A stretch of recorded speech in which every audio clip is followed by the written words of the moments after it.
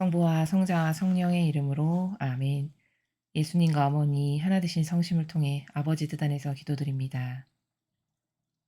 사랑하는 하느님 아버지, 저희들의 유일한 희망이시고 마침내 도달해야 될 목표, 그 유일한 목표이시며 또 저희들의 생명의 주인이시고 그리고 그 어떤 것하고도 비교할 수 없는 저희들의 전부이신 아버지, 아버지가 계셔서 늘 행복합니다.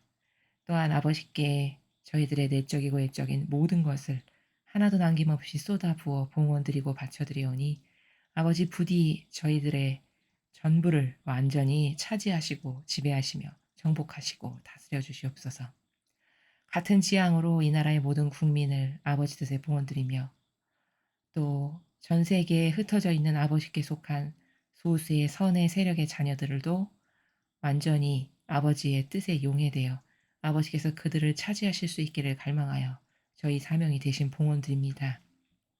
아버지, 그들 모두가 아버지의 충직한 도구들이 되게 하시며 그 각자의 영혼에게 세워놓으신 아버지의 뜻만을 이루시고 그 아버지의 뜻을 이루기에 필요한 다양한 은총들로 그들을 축복하여 주시옵소서. 이 모든 기도 우리 주 예수 그리스도의 이름으로 기도드리나이다. 아멘. 성부와 성자와 성령의 이름으로 아멘. 안녕하십니까. 하나님의 뜻 성계 피아스녀입니다. 오늘도 여러분들과 함께 어, 새 예루살렘을 열어주시고 다스리시는 아버지 나라의 그 고결하고 아름다운 신적인 질서에 대해서 여러분들과 함께 학습해 보도록 하겠습니다. 2022년 8월 12일 대중을 위한 메시지. 저 모리는 또다시 하느님 아버지의 성심이라고 알게 된 큰 불꽃을 봅니다. 하느님 아버지께서 말씀하십니다. 자녀들아, 나는 너희 영혼이 나에 대한 신뢰와 사랑을 반영하길 원한다. 이런 영혼은 아무런 두려움이 없으며 언제나 나에게 의지한다. 이런 영혼은 패배조차 승리의 길에 빛을 비춘다는 사실을 알면서 희망한다. 뜻이 있는 곳에 길이 있다. 그것이 희망이다. 희망이란 분명하게 보이지 않는 것을 신뢰하는 것이다. 만약 너희가 어떤 것을 확실하게 안다면 그것은 희망이 아니다. 불확실함은 희망의 열매를 맺는다. 주님의 말씀입니다. 하느님 감사합니다. 오늘은 굉장히 짧은 말씀이죠. 자료를 만들다 보니까 한 장으로 될 만큼 짧은 메시지신데 내용은 그렇지 않습니다. 내용은 굉장히 심오하고 심도 깊고 아주 근원적이고 본질적인 차원의 나라에서 이해해야 올바르게 이해할 수 있는 내용이기 때문에 오늘 여러분들께서 더 다른 날보다 집중해서 강의를 들으셔서 여러분 영혼에 아버지께서 주시고자 하시는 이 진리의 빛이 강물처럼 쏟아져 들어갈 수 있는 그런 마음의 준비를 잘 하시고 들으셨으면 좋겠습니다. 먼저 첫 번째 줄을 보시면요. 아버지께서 이렇게 말씀하십니다. 나는 너희의 영혼이 나에 대한 신뢰와 사랑을 반영하기를 원한다. 이렇게 말씀하십니다. 자, 그러면 매일 말씀하시는 거네. 나를 신뢰해라, 사랑해라, 똑같은 나라네. 이렇게 받아들이기 쉽죠.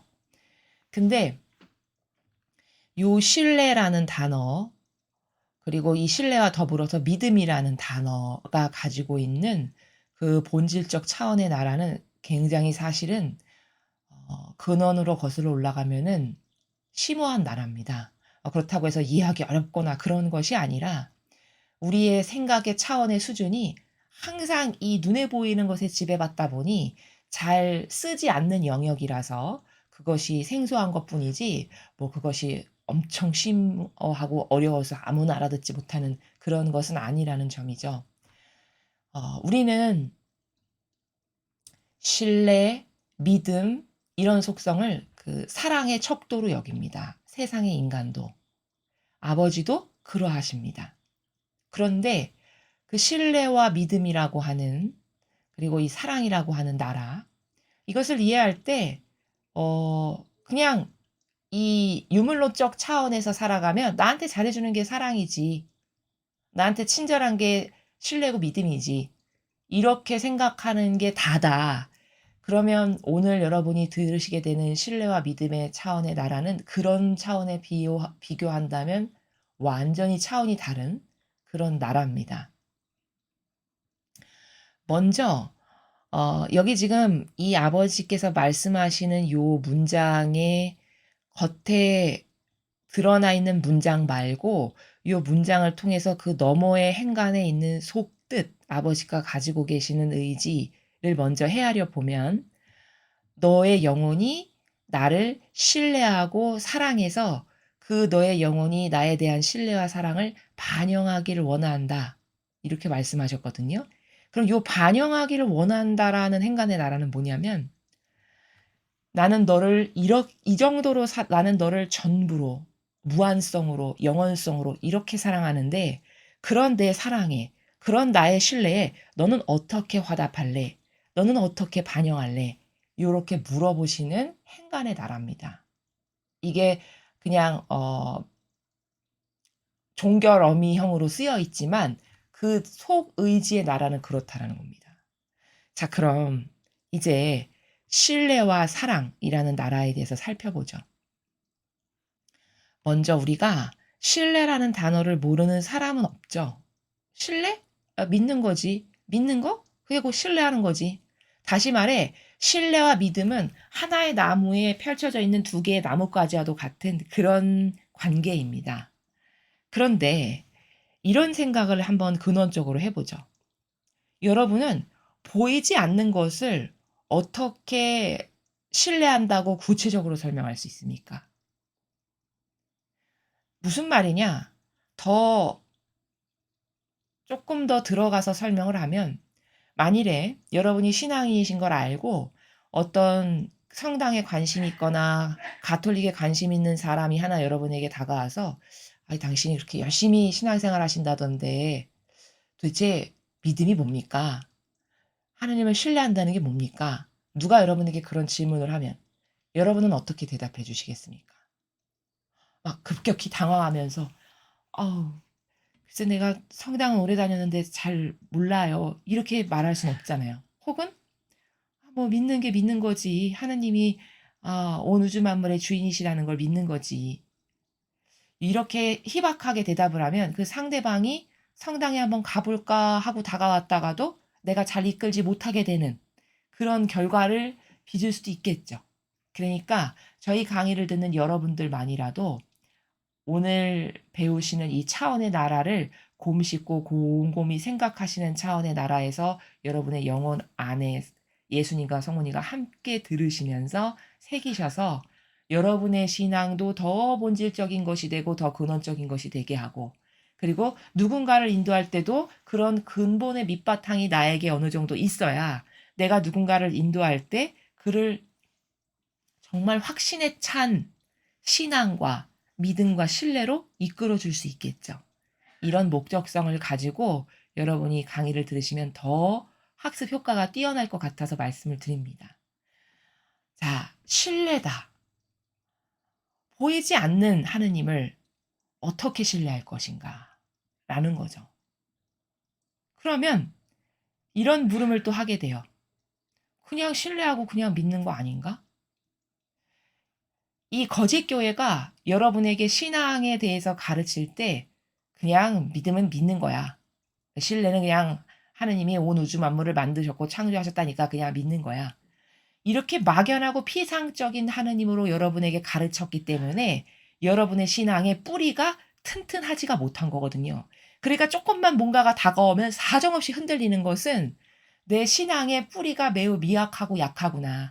하느님을 믿고 신뢰하는 정도가 매우 미약하고 희박하니까 그렇잖아요. 산에 있는 나무도 뿌리가 깊이 내려야 웬만한 태풍이나 폭풍우가 몰려와도 그것이 흔들리지가 않고 오히려 더 꼿꼿하고 굳건할 수가 있는 건데 그 근간이 되는 뿌리가 매우 약하니까 조금만 고통이 다가오거나 조금만 박해가 와도 확 넘어가는 이런 게 우리의 신앙과 똑같다는 것이죠.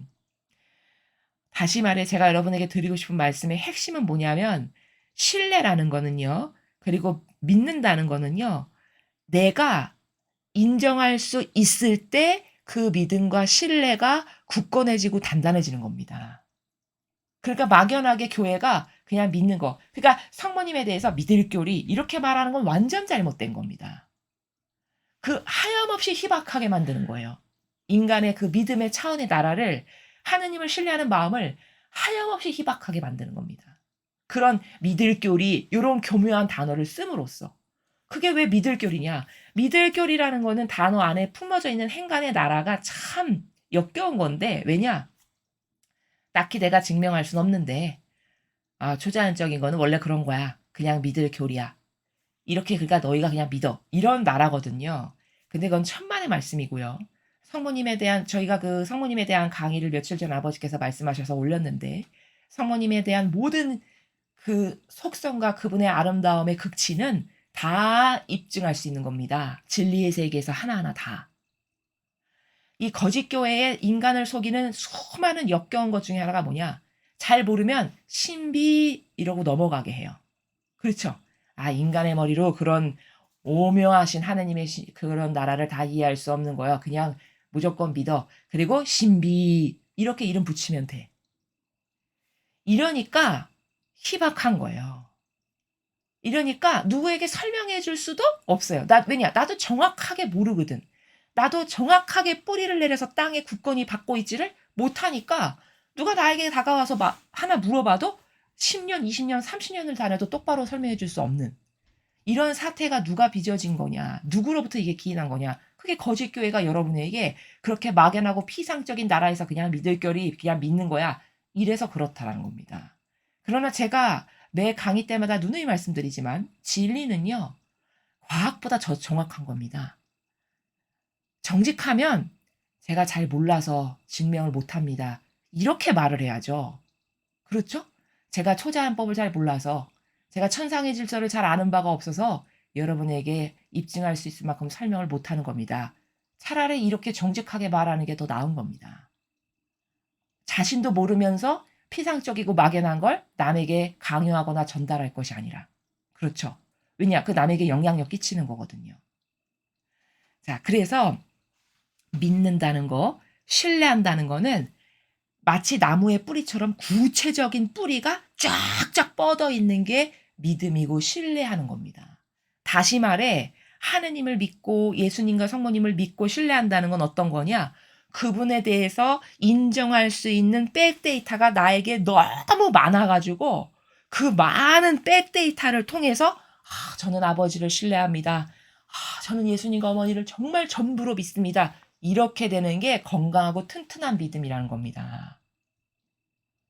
이해가 되십니까? 그러니까 여러분이 지금까지 막연하게 그냥 성당이 믿으래, 교회가 믿으래, 교황이 믿으래, 그러니까 믿어야지. 이런 거는 냉정히 말하면 마귀가 그 인간 안에서 사고방식 안에서 역사하는 것이지 절대 결단코 그건 진리가 아니다. 그게 만약에 진리면 여러분 예수님이 설명 못하시는 거 단 하나나 있던가요? 없으셨습니다. 입증 못하시는 거 단 하나도 없으셨습니다. 그럼 또 이렇게 얘기할 거예요, 마귀는. 이건 예수님이니까 가능한 거지. 그렇지 않습니다. 진리를 학습하고 배워서 그 빛을 1개 받고 2개 받고 3개, 10개, 100개, 1000개, 10,000개의 빛을 받죠.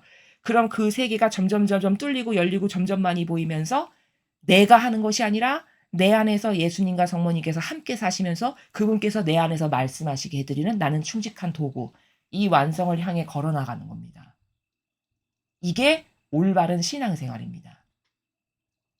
그러므로 입증 못할 것은 진리가 입증 못할 것은 단 하나도 없다. 심지어 과학이 모르는 것까지도 진리는 다 입증할 수 있다. 이것을 성경에 어떻게 말씀하셨냐? 골과 수를 가른다. 들어보셨죠? 그렇죠? 바로 진리가 그렇게 골과 수를 가를 만큼 그렇게 명확하고 예리하고 섬세하고 디테일하게 모든 것을 다 입증하고 구분할 수 있다는 것을 성경에서 그렇게 말씀하시는 겁니다. 자, 그럼 이제 여러분의 지금까지 막연했던 사고방식을 마치 칠판을 깨끗이 지우듯이 다 싹싹 지우고 이제부터 새로 배우는 마음으로 그렇게 들으시기 바랍니다. 자, 제가 믿음이다, 신뢰다, 하느님을 믿는다, 예수님과 성모님을 믿는다, 신뢰한다 이런 거는 구체적인 마치 나무의 뿌리와 같이 인정할 수 있는 백데이터가 많으면 많을수록 믿을 수밖에 없죠. 그렇죠? 신뢰할 수밖에 없죠. 그럴 때 신뢰하는 이게 진짜고 튼튼한 믿음이고 건강한 신뢰다라고 말씀드렸습니다. 즉 다시 말해 이것도 맞아.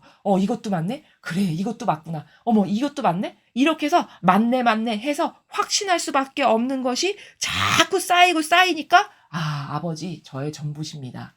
이렇게 인정하는 것, 이게 신뢰라는 겁니다. 그럼 여러분이 지금까지 막연한 종교 생활 가운데 믿음이라고 생각하는 것하고는 완전히 다르시죠. 이게 건강한 믿음이고 신뢰입니다. 그러면 이런 궁금증에 또 봉착하게 되죠. 믿음과 신뢰는 그렇게 구체적 입증 증거와 백데이터가 있는 가운데 맞네, 맞네, 옳구나, 옳구나 해서 나가는 게 믿음이라면 그러면 그 보이지 않는 세계를 그 믿음과 신뢰라고 하는 것을 어떻게 내가 구체적으로 믿고 신뢰할 수 있나요? 이런 궁금증이 도달하게 되잖아요. 그것은 사람마다 또 시대마다 여러 가지 케이스가 있어요. 그중에 이제 몇 가지를 말씀을 드려보면 여러분의 이해를 돕기 위해서 예를 들어 어떤 사람이 이런 신앙생활 가운데 어떤 하느님이나 예수님이나 성모님과의 특별한 어떤 성령 체험, 다른 사람 하고는 좀 색깔이나 특징이 다른 그런 특별한 성령 체험이 있다. 그리고 그것은 누가 봐도 이거는 신적인 것이고 초자연법에서나 일어날 수 있는 일이고 이건 하느님이 하신 일이구나. 이렇게 자기가 인정할 수밖에 없고 납득할 수밖에 없죠. 그럼 그 사람은 그 체험 하나 때문에 하느님을 진짜 살아계시구나 해서 믿음이 이렇게 자라게 됩니다. 그럼 그다음 이렇게 자라났죠? 그럼 여기서 이제 또 하느님을 뭔가 자기가 독특하게 특별하게 만나거나 체험한 게 있죠. 그럼 아버지가 진짜 계셔. 그래서 또 믿음이 또 이렇게 자라나고 이렇게 구체적 그 사람에겐 그럼 자기의 체험이 구체적 믿을 수밖에 없는 백데이터죠. 이런 백데이터를 통해서 그 사람의 믿음하고 신뢰는 남하고 다른 게 되는 겁니다. 이런 경우가 있고 혹은 이런 체험이 없으면 그럼 나는 믿음과 신뢰가 할 수가 없는 건가? 그런 거 아닙니다. 절대. 또 이런 케이스도 있어요.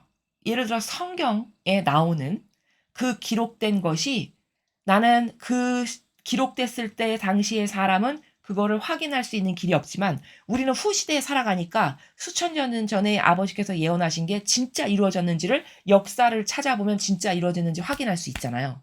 그렇죠? 다 지나온 일이니까. 그럼 내가 하느님에 대한 믿음이 희박하면 진짜 예언 말씀이 이루어졌는가를 사실적으로 이루어졌는가를 역사적 어떤 사건이나 이런 것을 통해서 여러분이 찾아보실 수 있죠. 그렇는데 어머 이렇게 예언한 것도 맞았고 이렇게 예언하신 것도 맞았고 어머 이렇게 주신 말씀도 다 맞았네. 하느님은 진짜 살아계시구나. 정말 저분만이 유일한 신이시구나. 이렇게 해서 그 믿음이 견고하고 튼튼해지는 사람도 있습니다. 그럼 이것도 그 사람 역시도 믿을 수밖에 없고 신뢰할 수밖에 없는 백데이터를 갖고 믿는 거죠. 그렇죠? 혹은 이런 케이스도 있어요. 이거는 과학자의 경우에 해당하는데 실제로 그 카이스트에서 교수를 하시는 분이신데 그 과학 관련 그분이 이제 신앙인이셔가지고 자신의 아버님이 목사님이셨는데 그 자신의 목사님의 아들로 자라다 보니까 어렸을 때부터 그 남하고는 다르게 특별히 그 믿음 생활을 강요당하고 이런 게 좀 거부 반응이 있으셨겠죠. 아무래도. 그리고 저렇게 그냥 맹목적으로 믿는 게 과연 옳은가 이런 생각을 하고 성장하셨대요. 근데 그분이 커서 이제 과학자의 길에 그래서 이제 학생들을 가르치는 교수가 되셨는데 어느 날 자기가 성장해서 학자가 되고 보니까 성경에 예를 들면 노아의 홍수 사건이다. 그러면 저게 진짜 있었을까?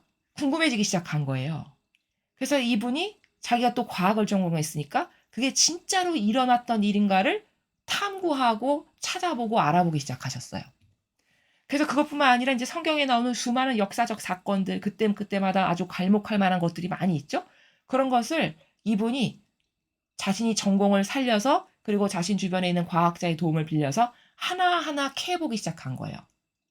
그러다 보니 노아의 방주 사건 같은 경우는 그 배를 만드는 우리나라의 그 연구소가 있는데 거기 가서 진짜 성경에 나오는 뭐 몇 큐빗 이렇게 해서 배를 만들었는데 그 40일 동안 거기서 그 태풍이 그렇게 몰아치는데도 꿈쩍하지 않고 그게 잘 보존되고 이런 것을 실제적으로 가서 그분이 그 똑같은 치수의 모형 샘플을 만들기를 요청하셔서 시험을 했대요. 그리고 그게 그 당시에 신문에도 나왔습니다. 근데 그걸 보니까 그 조선업에 종사하는 그 과학 하시는 분들이 깜짝 놀랐다는 거예요.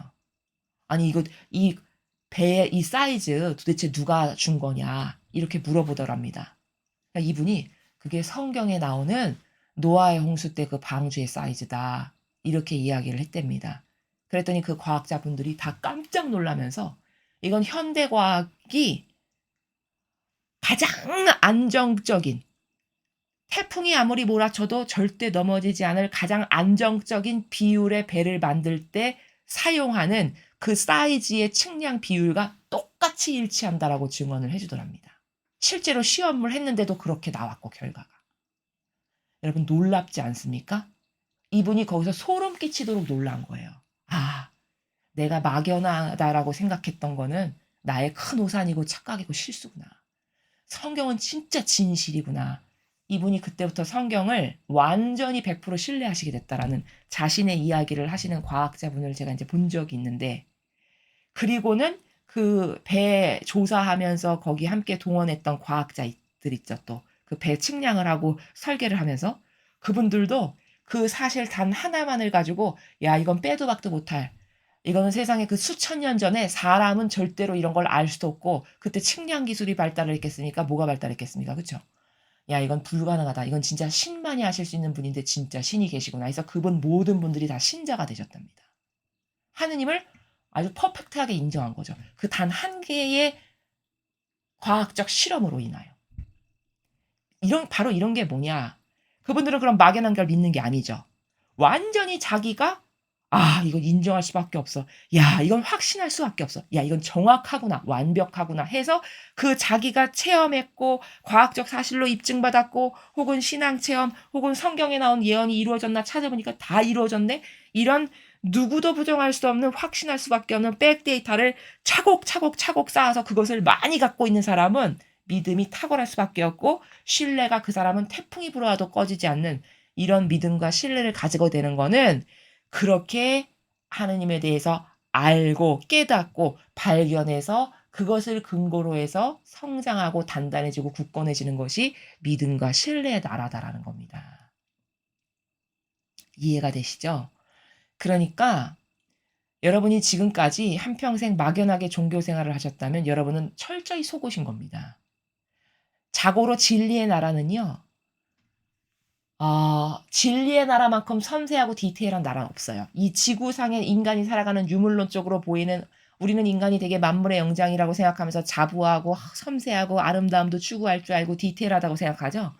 천상의 본질의 나라에서 우리를 보죠. 그러면 마치 제가 비유를 하자면 이렇게 찰흙덩어리 왜 이렇게 웅그러뜨려가지고 그냥 휙 던져버린 아마 그런 수준으로 보일 겁니다. 그 정도로 막연하고요. 인간의 사고방식이라는 거 그 정도로 피상적이고 그 정도로 비논리적이고 비과학적이고 비이성적이고 참 저급하고 저열해요. 그래서 인정할 수 있을 때 믿고 신뢰하는 이게 진짜구나. 믿음과 신뢰는 그런 것에 바탕을 두고 확고부동하게 점점 더 키워지는 거구나. 이게 진실이라는 겁니다. 그러므로 지금 여기서 아버지께서 너의 영혼이 나에 대한 신뢰와 사랑을 반영하길 원한다. 말씀하시는 요 신뢰의 나라는 그렇게 막연하고 두리뭉실한 하느님을 믿으라는 얘기구나. 이렇게 이해하면 거긴 많은 오해와 부작용이 있을 수밖에 없고 지금 제가 여러분에게 신뢰와 믿음이 뭔지를 설명드린 그 구체적 나라에서 여러분이 하느님을 믿고 신뢰할 때 그럴 때 그 믿음과 신뢰가 진짜인 거고 그게 양질인 거고 그게 더 거듭거듭 성장할 수 있는 거고 튼튼한 믿음과 신뢰는 그런 거다라는 겁니다. 그 다음에 이런 영혼은 아무런 두려움이 없으며 언제나 나에게 의지한다. 자, 여러분.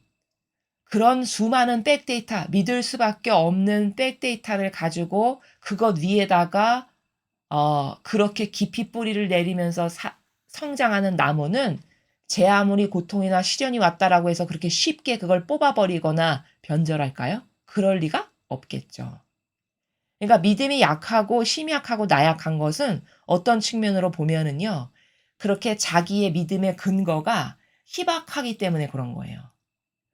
어떤 하느님이 왜 나의 전부가 돼야 되고 왜 그분이 유일한 희망일 수밖에 없는 백데이터를 1000개 갖고 있는 사람과 나의 전부셔. 희망이셔. 그래 나를 낳아 주셨으니까 나의 아버지니까 하느님은 나를 사랑하시니까 이렇게 세 가지밖에 백데이터가 없다. 그럼 1000개의 백데이터를 갖고 있는 사람과 3개의 백데이터를 갖고 있는 사람의 믿음은 수준과 질적으로 완전 다르겠죠. 그죠? 이런 겁니다. 이렇게 구체적인 겁니다.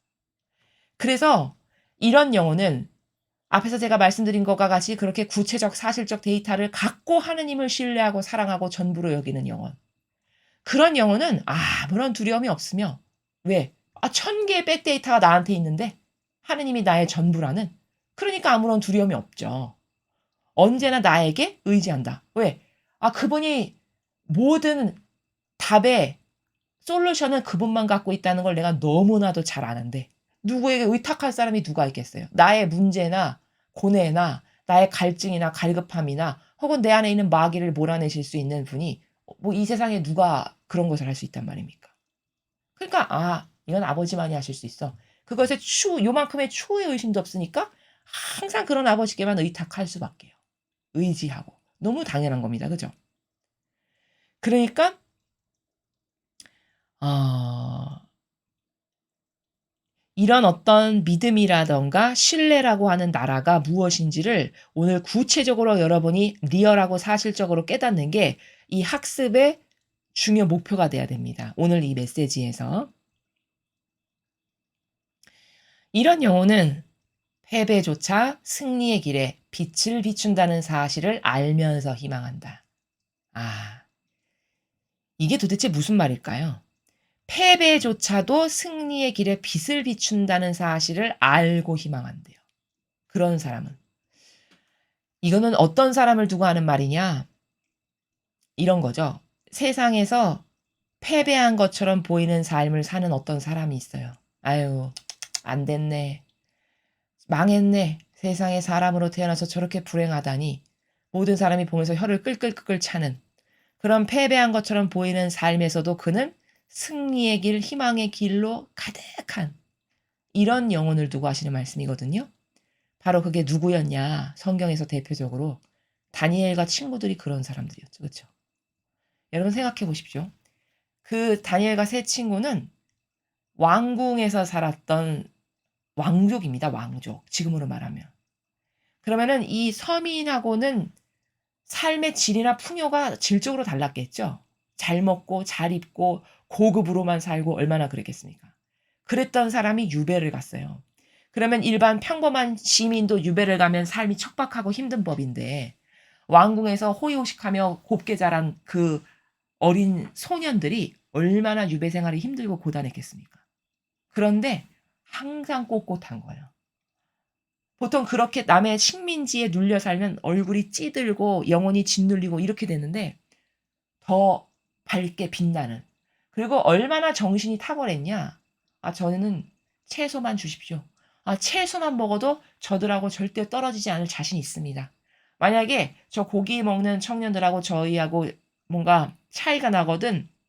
그때 당신이 주는 대로 다시 우리도 고기를 먹을 테니 일단 채소를 줘 보십시오. 이렇게 당당하게 요구하죠. 그러면 그렇게 당당하게 요구하는 사람은 믿을 게 없는데도 그렇게 당당하고 강하게 말할 수 있나요? 불가능합니다.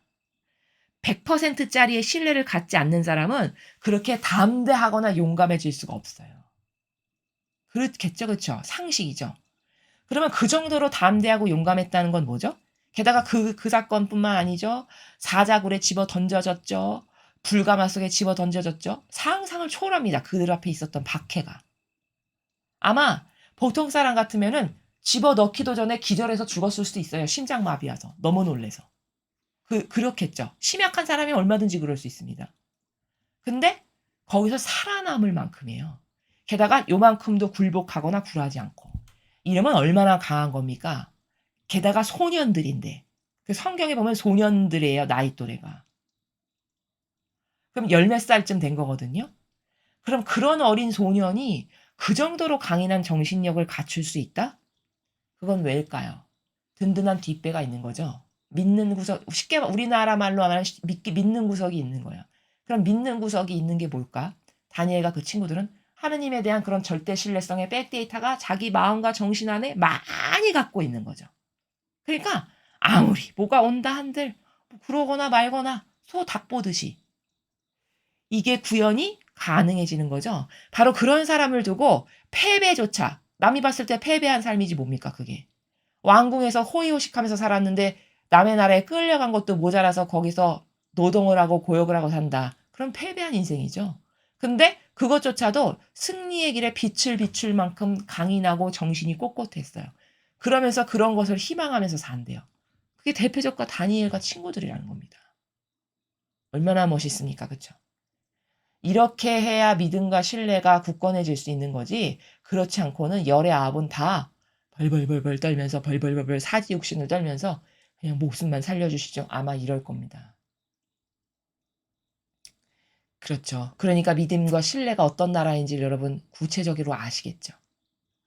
그러면 이렇게 이런 정신으로 무장된 사람이다. 그러면요.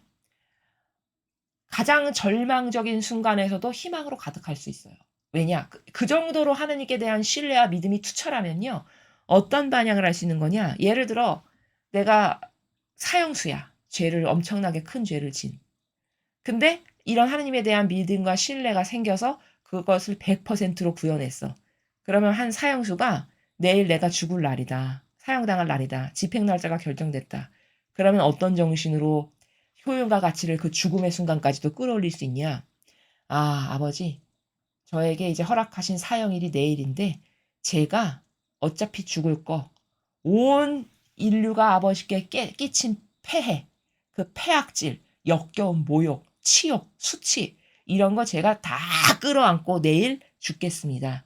제 목숨 하나 희생하는 것으로 제가 인류의 모든 죄악을 끌어안고 죽겠으니 아버지 모두 배상과 보석을 받으시고 위로받으세요. 이렇게 하고 죽는다고 생각해보죠. 그 사형수는 아마 죽고 나서 천상에 갈 가능성이 높죠. 왜? 그 죽음이 누굴 닮았죠?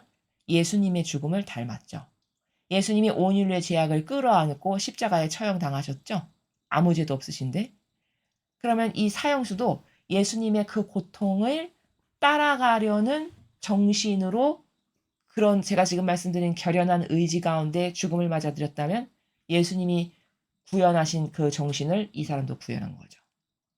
얼마나 위대한 겁니까? 그죠? 그러니까 이렇게 좌절할 수밖에 내일 죽는다면 아마 대다수의 사람은 눈물 질질 흘리면서 좌절과 낙담으로 얼굴이 시퍼렇게 질려가지고 아휴 내가 여기서 이렇게 비참하게 죽는구나 뭐 이런 걸 거예요 아마 대다수의 반향이 그쵸?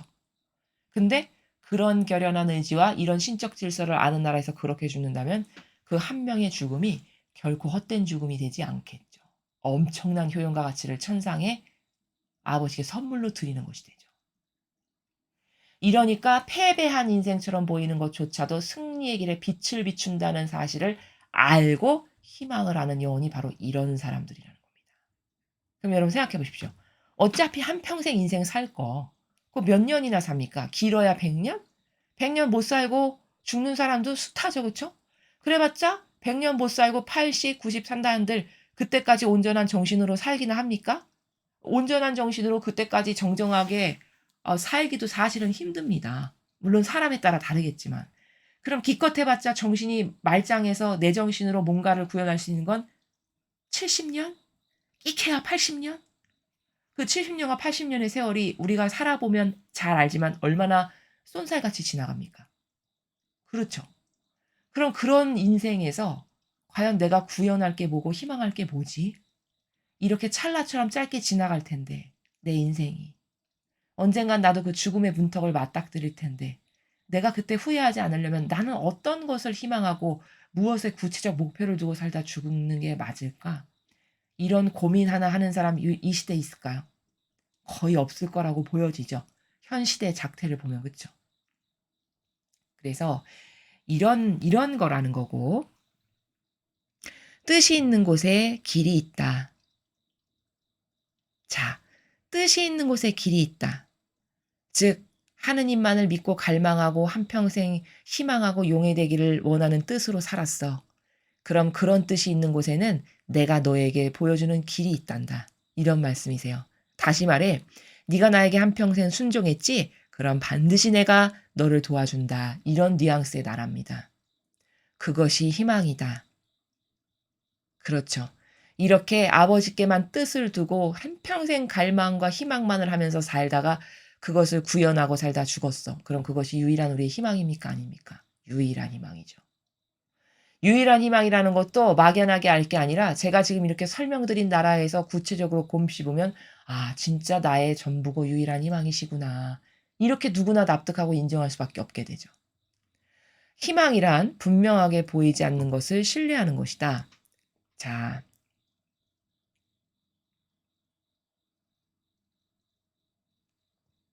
여기 이 문장을 잘 이해하셔야 됩니다.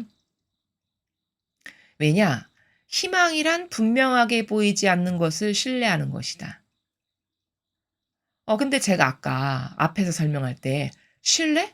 신뢰는 구체적인 뿌리가 있어서 하나하나 납득할 만한 것이 차곡차곡 쌓여서 그것이 아주 차고 넘칠 때 그런 사람이 신뢰가 강하고 믿음이 큰 겁니다. 이렇게 말씀드렸잖아요. 그런데 여기서는 희망이란 분명하게 보이지 않는 것을 신뢰하는 것이다? 그럼 꼭 정반대의 말 같죠. 그쵸? 정반대의 나라에서 말씀하시는 것 같잖아요. 그것이 아니라 지금 요 문장은 희망이란 분명하게 보이지 않는 것을 신뢰하는 것이다라는 건 무슨 말이냐면 분명하게 보이지 않는다는 건 유물론적으로 우리가 이렇게 막 잡혀지고 눈에 이렇게 사실적으로 보여지고 그런 것들이 아니다라는 거예요. 우리가 추구하고 믿고 신뢰하는 그 모든 것은 다 본질적 차원의 수준이고 근원적인 차원의 수준이고 그러나 입증이 가능해서 그런 다양한 입증을 통해 내가 그것을 믿는 이런 거지 여기 지금 분명하게 보이지 않는 걸 신뢰하는 거라도 말씀하신 분명하게 보인다는 건 유물론적으로 보이지 않는 것 그런 것을 너는 희망하고 신뢰하는 거다 이런 말씀이십니다. 그러니까 앞하고 배치되는 내용이 아니라는 걸 말씀을 드리는 겁니다. 그리고 또 이 문장은 요 희망이란 분명하게 보이지 않는 걸 신뢰하는 거다. 요거는 요렇게도 해석할 수 있어요. 이런 관점도 있습니다. 아, 내가 나에게 다가오는 고통, 그 보이지 않는, 남이 봤을 때 내가 고통을 당하는지 안 당하는지 보이지가 않죠. 그 보이지 않는 고통 가운데 그 고통이 나에게 100년 동안 지속됐어. 근데 그 나에게 다가오는 100년간의 고통을 입 하나 뻥끗하지 않고 묵묵히 잘 참아받으면서 왜? 하느님을 사랑하니까 그리고 예수님이 고통받으셨으니까 나도 당연히 그 고통에 동참해야지 이런 마음으로 100년을 묵묵히 참아받으면서 하느님께 대한 희망의 끈을 절대 놓지 않고 계속 갈망했다 누군가가. 그럼 이게 정말 양질인 거거든요. 정말 양질이고 진짜 나를 신뢰하고 믿는구나. 아버지가 이렇게 보실 수밖에 없는 이런 거죠. 그러니까 여기 분명하게 보이지 않는 것을 신뢰하는 거다라고 하는 희망이란 이런 거다라는 정의는 두 번째 차원에서는 그렇게 고통이 보이지도 않는데 그것을 묵묵히 이겨내면서 계속 하느님만을 신뢰했다. 그럼 그게 가장 양질의 희망이고 양질의 신뢰고 양질의 믿음이다라는 겁니다. 그 차원의 나라를 설명하시는 겁니다. 만약 너희가 어떤 것을 확실하게 안다면 그것은 희망이 아니다. 자, 요것도 요 문장도 잘 이해해야 됩니다. 앞에 신뢰는 구체적 뿌리가 있는 거고 믿음도 구체적 나무 뿌리 같은 게 있는 겁니다. 이렇게 말한 것과 반대되는 것으로 보이잖아요. 이 문장도. 근데 그것이 아니라 어떤 것을 확실하게 한다면 그거는 희망이 아니다는 건 무슨 뜻이냐면 이런 거죠.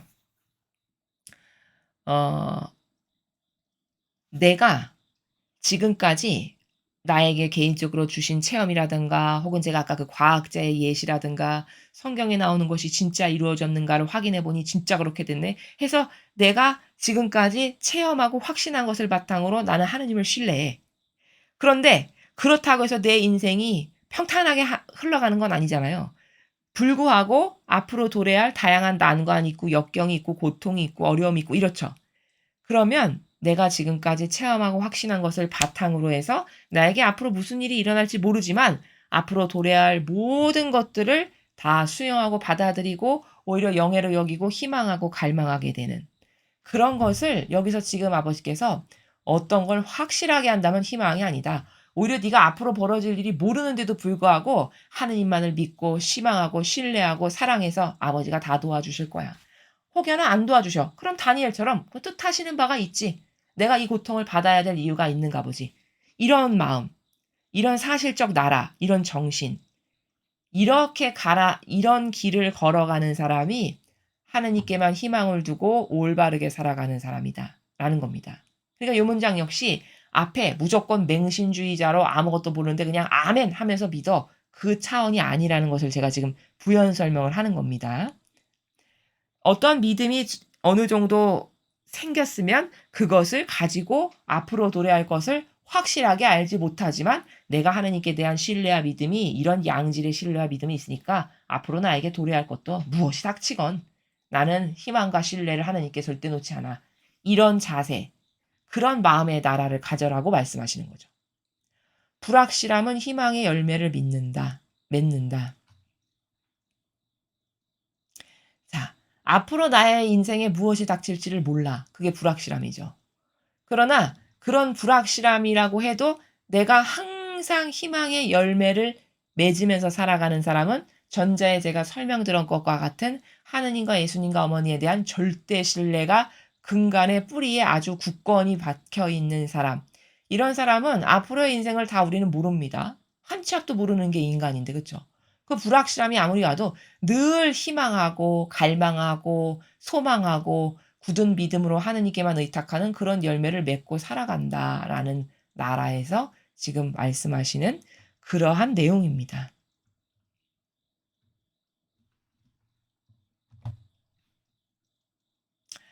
자, 그래서 오늘 우리는 신뢰의 나라, 믿음의 나라, 사랑의 나라라는 것이 구체적으로 어떤 것인지 여러분이 지금까지 막연하게 생각하셨다면 그것은 여러분의 신앙생활을 발전시키는 게 아니라 더 후퇴시키는 주범이 바로 그런 막연함이다.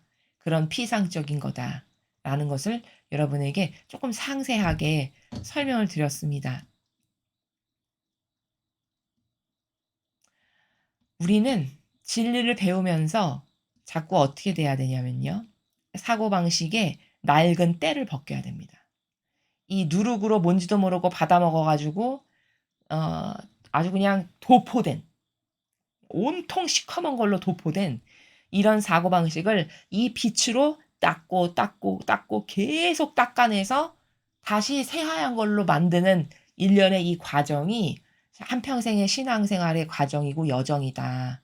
여러분이 이렇게 이해하시면 올바른 이해가 될 것 같습니다. 자, 여러분은 하느님을 오늘 배운 것에 근거해서 얼마나 신뢰하십니까? 여러분은 하느님을 어떻게 구체적으로 믿으십니까? 왜 믿으십니까? 왜 신뢰하십니까? 이렇게 누가 사실적으로 여러분에게 질문을 던지면 여러분은 어떻게 대답하시겠습니까?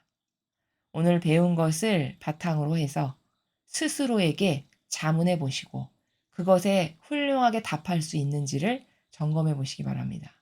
만약에 훌륭하게 답할 수가 없어. 그러면 여러분은 아직 하느님을 구체적이고 사실적으로 믿고 갈망하고 신뢰하지 못하는 거고 혹은 그 순도의 질이 떨어지는 거다. 남은 인생은 그런 낮은 순도의 질을 더 차원 높은 것으로 높이고 그 낮은 믿음을 차원 높은 것으로 계속 고도화시키는 것. 이것이 우리가 진리를 배우면서 추구해야 될 거고 도전해서 가는 길이 바로 이런 길이다. 라는 것을 요약 정리해서 여러분에게 말씀을 드립니다. 이상으로 2022년 8월 12일 대중을 위한 메시지 해설을 마치겠습니다. 감사합니다.